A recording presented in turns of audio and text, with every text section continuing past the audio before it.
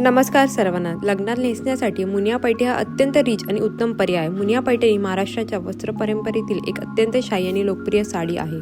या साडीच्या काठावर मुनिया म्हणजेच लहान पोपटांची आकर्षक नक्षी विणलेली असते. यामुळे कोणत्याही समारंभात तुम्ही उठून दिसता. पोपटांचे हे डिझाईन्स रेशमी धाग्याने किंवा सोनेरी जरीने तयार केले जाते. वेगवेगळ्या रंगात तुम्हाला ही नऊवारी साडी उपलब्ध होईल. सिंगल मुनिया साडी सध्या लग्न सराईमध्ये बरीच उठून दिसते. या साडीचा पदर अत्यंत भरगच्च असून त्यावर मोर आणि फुलांची कलात्मक नक्षी असते.